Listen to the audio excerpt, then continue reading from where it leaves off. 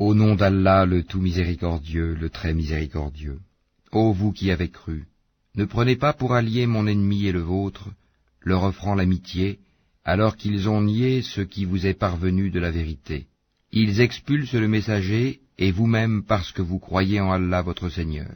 Si vous êtes sortis pour lutter dans mon chemin et pour rechercher mon agrément, leur témoignerez-vous secrètement de l'amitié, alors que je connais parfaitement ce que vous cachez et ce que vous divulguez?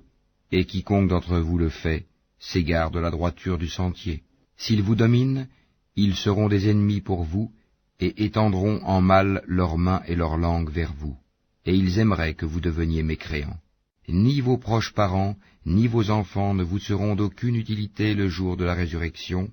Allah décidera entre vous, et Allah est clairvoyant sur ce que vous faites. Certes, vous avez eu un bel exemple à suivre en Abraham, et en ceux qui étaient avec lui, quand ils dirent à leur peuple, « Nous vous désavouons, vous et ce que vous adorez en dehors d'Allah, nous vous renions. Entre vous et nous, l'inimitié et la haine sont à jamais déclarées jusqu'à ce que vous croyiez en Allah seul. » Exception faite de la parole d'Abraham, adressée à son père, « J'implorerai certes le pardon d'Allah en ta faveur, bien que je ne puisse rien pour toi auprès d'Allah. Seigneur, c'est en toi que nous mettons notre confiance, et à toi nous revenons, repentants, et vers toi est le devenir. Seigneur, ne fais pas de nous un sujet de tentation pour ceux qui ont mécru, et pardonne-nous, Seigneur, car c'est toi le puissant, le sage. Vous avez certes eu en eux un bel exemple à suivre pour celui qui espère en Allah et en le jour dernier. Mais quiconque se détourne, alors Allah se suffit à lui-même et est digne de louange. Il se peut qu'Allah établisse de l'amitié entre vous et ceux d'entre eux dont vous avez été les ennemis. Et Allah est omnipotent, et Allah est pardonneur et très miséricordieux. Allah ne vous défend pas d'être bienfaisant et équitable envers ceux qui ne vous ont pas combattu pour la religion et ne vous ont pas chassé de vos demeures, car Allah aime les équitables.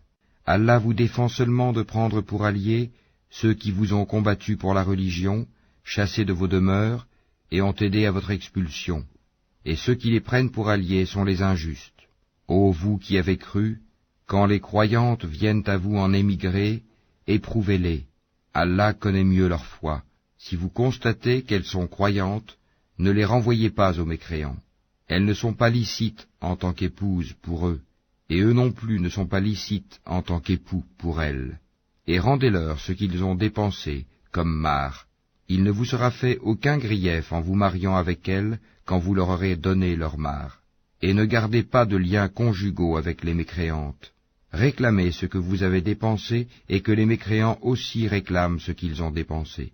Tel est le jugement d'Allah, par lequel il juge entre vous, et Allah est omniscient et sage. Et si quelqu'une de vos épouses s'échappe vers les mécréants et que vous fassiez des représailles, restituez à ceux dont les épouses sont parties autant que ce qu'ils avaient dépensé. Craignez Allah en qui vous croyez.